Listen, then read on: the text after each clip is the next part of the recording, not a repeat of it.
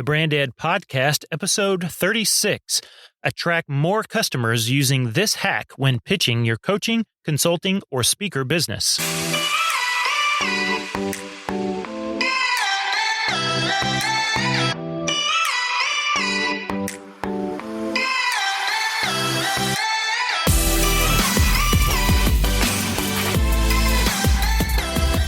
Welcome to the Brand Ed Podcast, the show that helps you position, pitch, and profit from your brand.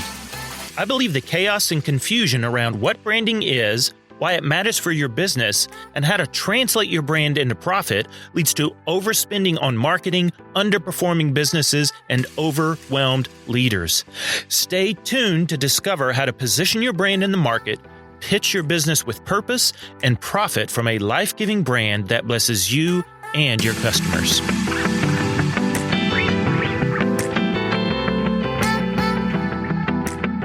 Welcome to today's episode of the podcast. This has been a very fun series to walk through together. We're looking again today at how to position your coaching or consulting or speaker business. This also applies to you if maybe you're a trainer, maybe even you're an author or a podcaster. How do you position your business so that you stand out from the crowd, so that you don't look like everyone else? This can be a huge challenge for most of us. Sometimes this gets labeled, and this goes kind of hand in hand with niching down, although maybe it's a little bit different because we're specifically talking about how you position yourself in the marketplace so that you connect with the customer you want to connect with. So let me do a quick recap. Back in episode 32, when we started this little series, we looked at the 3 Ps you need to position your coaching, consulting, or speaker business. Those 3 Ps include you need clarity around the people you serve, the product you offer, and the process that you use. That's going to help you position your business. So go back and check that episode out if you have not already. Don't just dive in here. I would really encourage you to go back and check out those episodes leading up to this. So that's where we began. Then in the next episode, we kind of zoomed in on if you've got the most clarity around who you want to serve, that being the people you serve, then you would start there and then begin to explore what you can help them with that they cannot do themselves, and then how you would want to help them do that, right? That kind of process piece. So if you are real clear kind of on the tribe or community or, vertical that you want to go after, then that's where you start. That's what we looked at in episode 33. Then in episode 34, we said, okay, well, what if that's not you? You're not exactly sure who, the people you want to serve, because that can be so many different people. So if you've got the most clarity on what you want to offer on that product or offering, and again, remember we said that could be like topic or subject. We're not necessarily saying that you know exactly what product or service is. You just have an idea of the topic or subject, or there's some clarity around there. If that's most clear to you out of the people, the product, and the process, then start there. And then you would work out, okay, if that's kind of the topic or the subject or what you want to focus on your product on or your offering around, right? If that's the product piece, then who would you want to offer that to? That's the people piece. And then you would work out how you want to offer that to them, how you want to help them. That's the process piece. In the last episode, then we said, okay, what if the people part maybe isn't the clearest, even the product part isn't the clearest, but the process part, in other words, you've got the most clarity on how you want to help others, then you work out the people you want to help with that process and the package you want to deliver that in through a product or offering. And we said last time, oftentimes this can be the most basic place to start if you just don't have a whole lot of clarity at all. You could start with how I best help people, right? So you can say, I best help people when I teach, when I coach, when I speak, when I write, when I research, when I integrate, when I systematize, when I consult, right? Those are processes.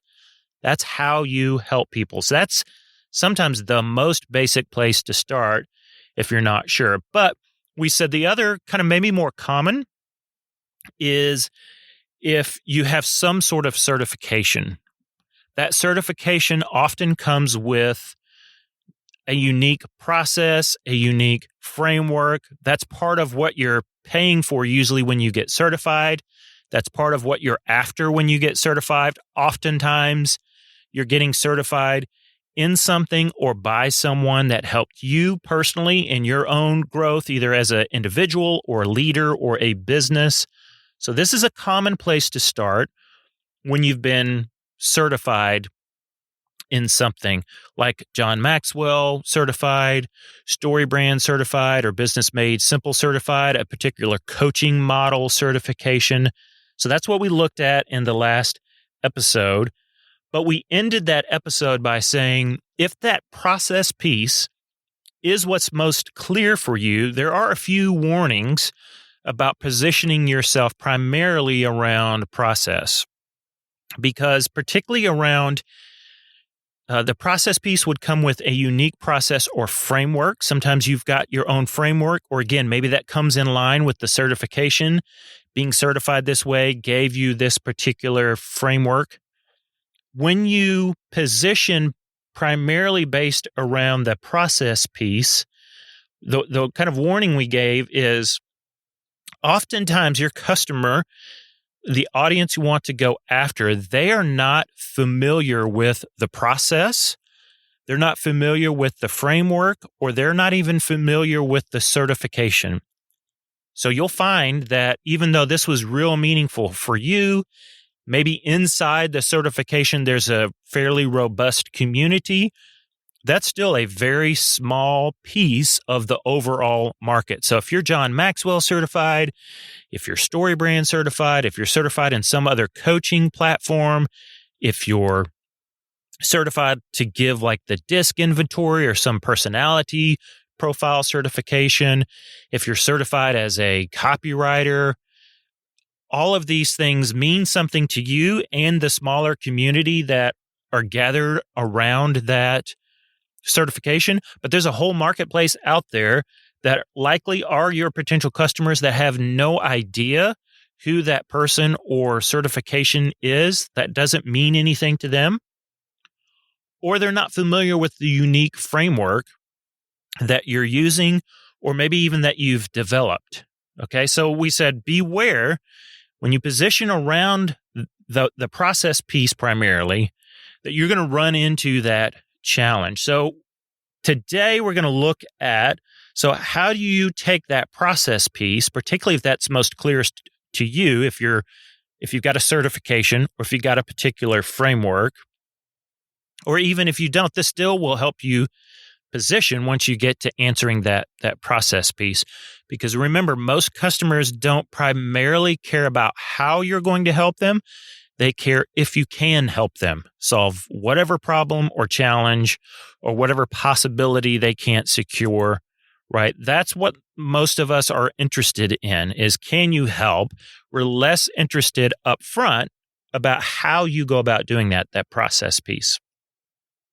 So here's where we're going to focus today. The key is when you've got the process piece clear, when that comes along with a certification or a framework, this is your approach, how you go do this. When that's clear in your mind, the key to really make that resonate with your customer or with your audience as a coach, a consultant, a trainer, a speaker, an author, or even a thought leader, the key is to take that process piece and connect it with a benefit. Connect that with a benefit. Then now you're back in the customer or audience's like interest. You show back up on their radar when you can connect that process to a particular benefit that they're interested in. Now, you say, okay, that would make some sense. So what does that look like? How would I do that? So the benefit is usually around one of three kind of ideas. And when I say these, you'll go, oh, yeah, that totally makes sense. So you want to connect the process to a benefit. That benefit is usually related to one of three things: time, money, and sometimes production.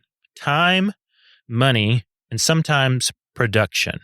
So let's take a quick look at those, and you'll see how you can begin to connect these. And I'll finish with a few examples of what this looks like in real life, of kind of positioning statements when you put all of these pieces together.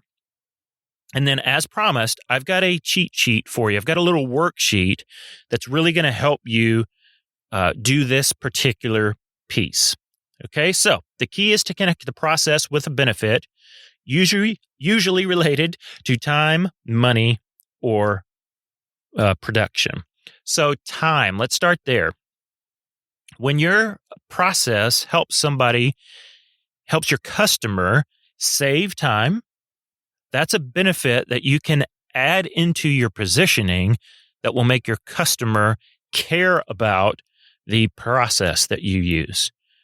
So if you can help them save time, another way you'll hear this worded or phrased is reduce. If you can help them reduce the amount of time it takes to do something, it's similar to saving time, but maybe it can be around a particular execution that they have to do. If you can reduce the amount of time, that's another way you can connect the benefit back to the process that you use to help you further and better position yourself so that your customer audience cares about that how piece. You can help them be more efficient with time. Save time, reduce time, be more efficient with time. So that's maybe a little different wrinkle in the saving time or reducing time. You would just need to know with your customer, with your audience, perhaps which one of those will, ring the truest in their ears. Another way you can kind of frame this time benefit is you can help them be more productive or get more done with your time.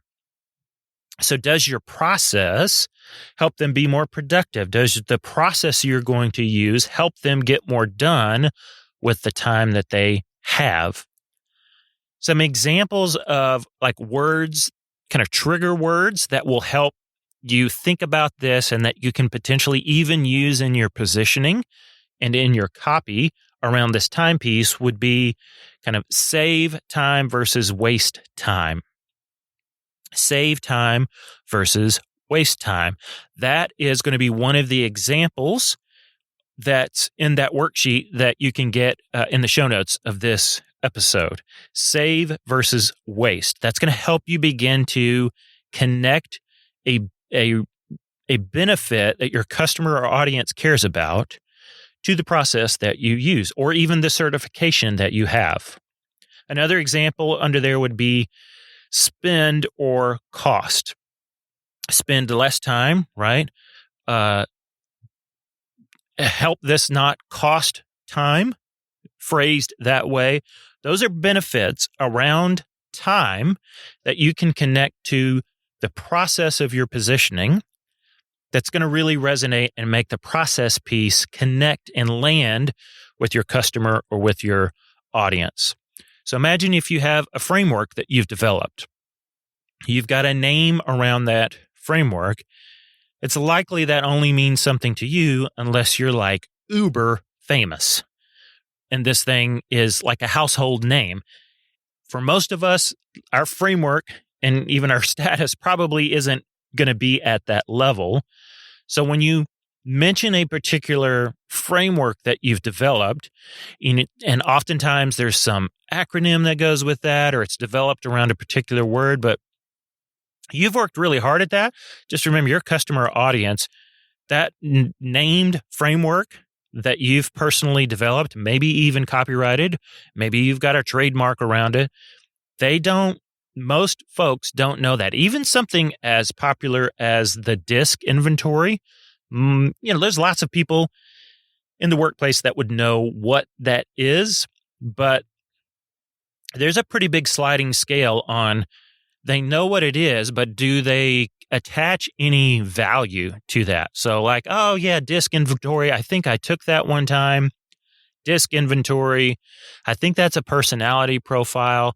There may be like an awareness, but there's not a whole lot of value attached to that. This adding a benefit around time, you can see how this would better position your coaching or consulting business. And again, we'll give some examples, fleshed out examples of how this looks in just a minute. So that's the first benefit, that you can connect to your process so that your process is now kind of interesting or again, resonates with your customer or your audience. Okay, the second way that you can connect a benefit to the process is not around time, but similar concepts. Now it's around money. So you can, similar to what we just did with time, if your process helps them sell more, whatever your customer is themselves selling, if you can help them sell more, right, that means you're increasing the quantity of sales that they have. And when the quantity of sales goes up, then the revenue goes up.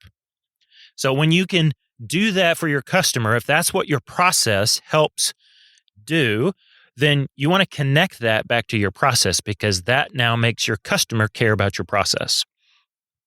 The second one under that money heading would be increase pricing. So if your process helps me increase the price that I charge for my product, my service, my offering, selling more is about quantity, increasing price is about quality.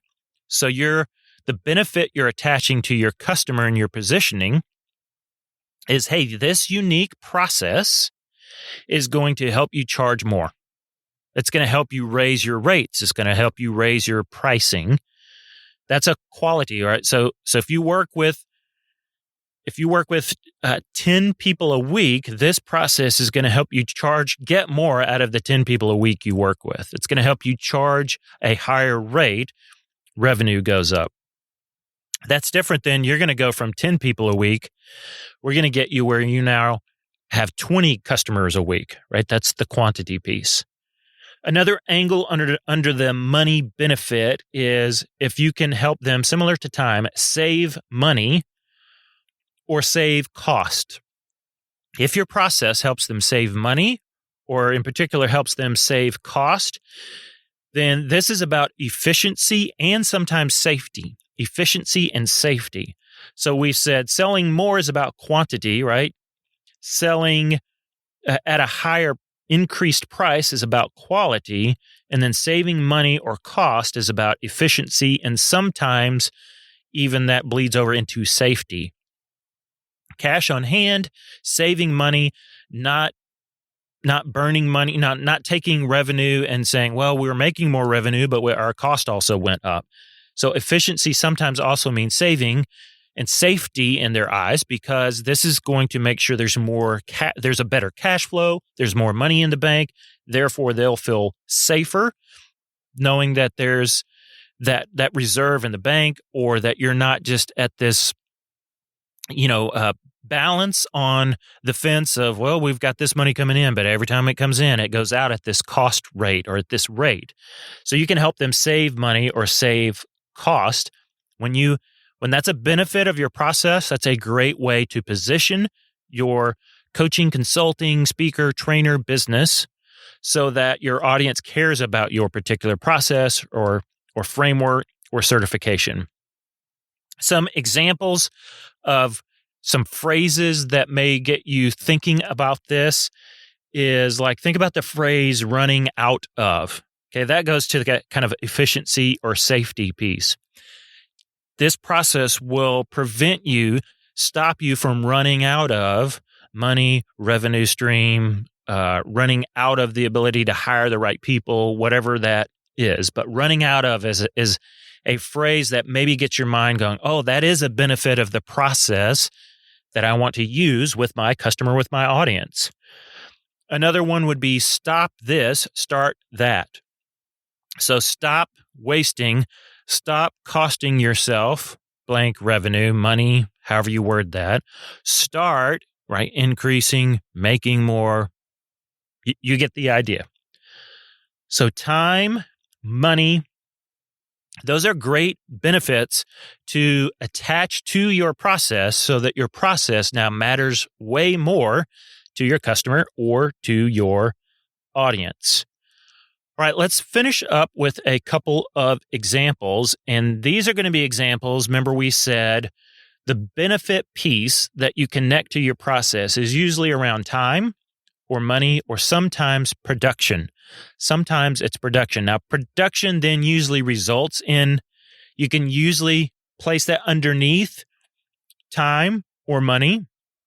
So if you produce more, you're obviously being more efficient with your time, and you're likely earning more revenue in the same amount of time. So this can be placed under time or money, but sometimes I find it helpful when I'm writing out and thinking about positioning to also include it. And in the two examples I'm going to give of how this all works together, you're going to see I picked two examples that focus on production because the saving or earning time, the saving or earning more money or revenue are a little clearer for most of us. So I wanted to just give you an example that focuses on the production piece. So these are examples that we used in the last episode. So the last episode, we focused on the process piece. We said, what if you're certified in something like StoryBrand? How would you use that? So that answers the process piece of the 3 Ps. So you went and got certified as a StoryBrand certified guide, I believe they're called. So you've got that certification, right? Now there's a real sense of clarity around the process that you use. With that certification, you got a very unique, exclusive process that you have the rights to use and you've been trained to go use. The problem is not necessarily everyone out there is familiar. That could be a potential customer. They're not all necessarily familiar with StoryBrand or the process.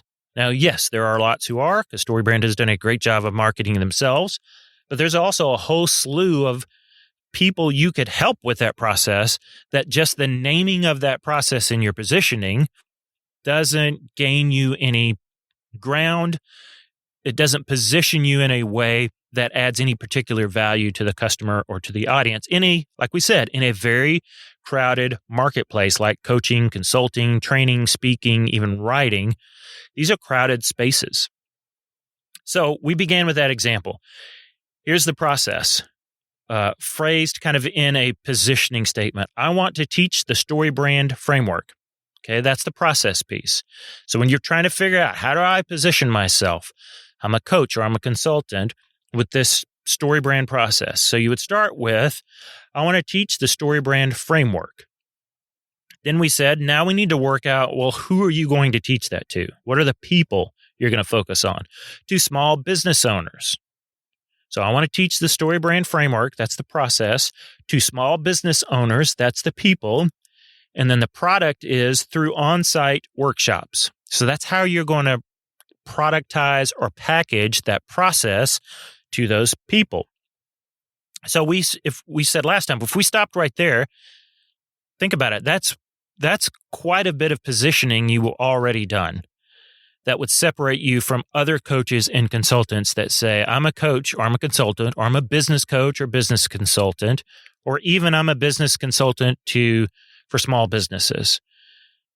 Okay, I want to teach the StoryBrand framework process to small business owners, people, through on-site workshops. That's the product. Now, here's how you attach the benefit. And this benefit, like I said, goes under the heading of production, or what does your process help them produce? So what is the StoryBrand teaching small business owners the StoryBrand framework? What does that help them produce? This is just one example of how you would attach a benefit to that process. Through on-site workshops, that produces better results in their marketing. that produces better results in their marketing. So altogether, that would sound like I want to teach the StoryBrand framework to small business owners through on-site workshops that produce better results in their marketing. Now your customer or audience who may not have heard of the StoryBrand framework, now they're interested because you're going to something about this framework they don't know about, this process that they're not familiar with, is going to get them something that they are very familiar with. That is, I want better results in our marketing. Okay, so hopefully that example makes sense. Here's one more example. Starting with the process piece. I want to apply the DISC framework. So let's say you're certified to give the DISC personality inventory. I want to apply the DISC framework, that's the process piece, to parents with struggling teens.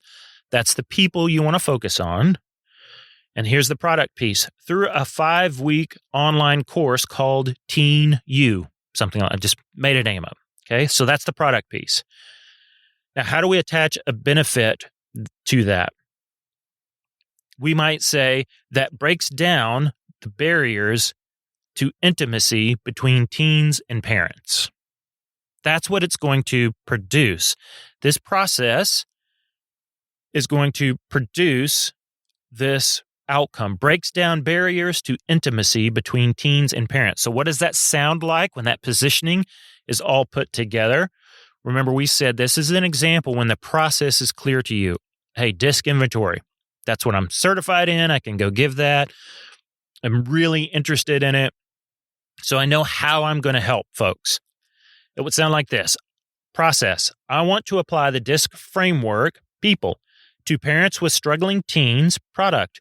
Through a 5-week teen online course called Teen U. Benefit.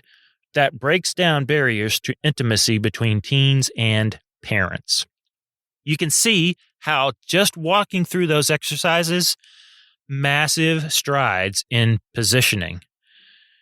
Massive strides in positioning. Yes, some of this, if you're just starting out, you may need to explore this, but this begins to hopefully give you some handles to think on, well, how would I even begin to think about positioning? What I see a lot is the positioning talk gets, we come at that. Oftentimes what you hear first is you need to niche down. The problem is you're not sure. Some people know the answer to that. Most people don't. Most of us struggle saying, well, the problem is this could help. This could generate revenue from. This could be sold to all sorts of different people. Sometimes we ourselves have a varied background, like our own curriculum or resume or curriculum vitae, our own past work experience is, you've skipped from different job titles, maybe even different industries, market segments. Maybe you've not been in the marketplace all that long or a ton of experience in there. Regardless, when you hear that, you need to niche down, that's the key. That can be really challenging and really frustrating when you're just starting out. So these examples would show you how one of the easiest things to do is go get certified in something, again, that you're interested in or that has helped you. This episode is helping you now attach a benefit to that process that matters to your customer audience who may not care about that certification. They may not care about the process. That's not usually what most people care about. They're not interested primarily in the exact process you're going to use. They want the result of the process. That's what they're interested in.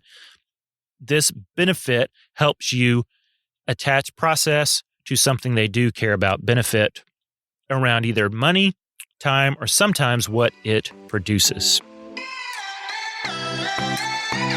I hope that continues to help you pursue and think about your positioning as a coach, consultant, speaker, trainer, author, sometimes all of the above.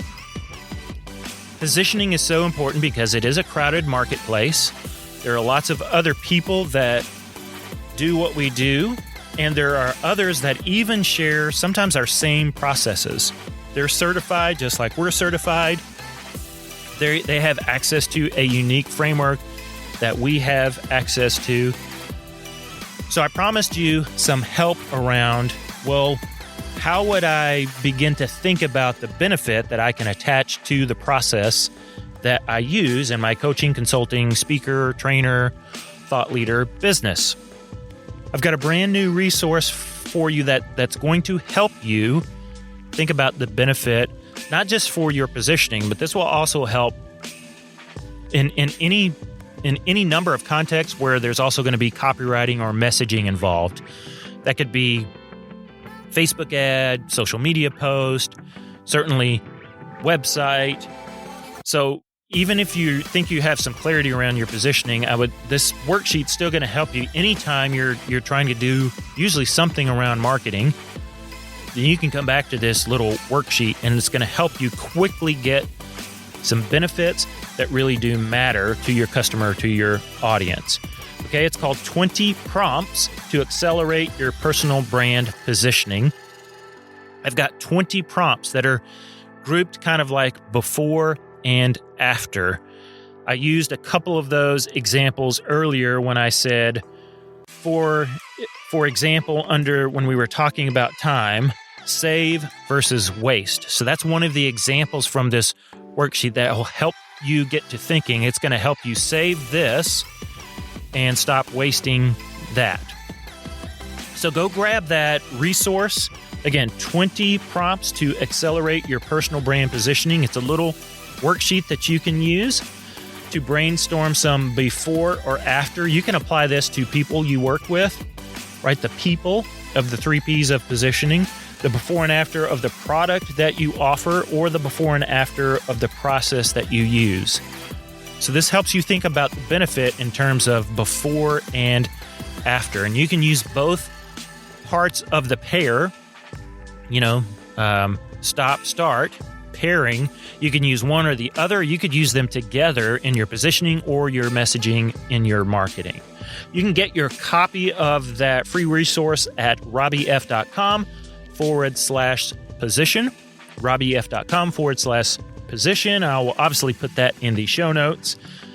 Also, if you have a question about positioning your coaching, consulting, speaker, author, trainer business, any question about positioning your personal brand, then you can submit that question. Again, that's at robbyf.com/question. That will also be in the show notes, that link. I would love to hear from you if there's a way that I can answer your specific question. I'm sure that would not only be helpful for you, but it will be helpful to others who are also listening to the podcast and trying to figure out the best way to position themselves. If you have a friend or colleague who is a coach, consultant, speaker, author, trainer, and you think this would help them think about how they position themselves, how they communicate to the marketplace, who they are, what's unique and valuable and beneficial about them, then please share this episode. If you're on your phone, there's that little up arrow share button in whatever podcast platform you're listening to. You can share this episode, shoot them a quick text and say, hey, this is a great series that I've been listening to as I'm wrestling through how to best position myself as a coach, consultant, speaker, trainer. Then I would love for you to share that with a friend. That will really help get the word out and hopefully help more people position themselves in the marketplace so they can go serve more of the people they want to serve, that they're passionate about serving and helping. I hope you'll join me on the next episode. We're not quite done. There's a few more tricks up our sleeve as to how we can best position our coaching, consulting, speaker, trainer, thought leader, author business. So hope to see you on the next episode. Until then, go and build a life-giving brand.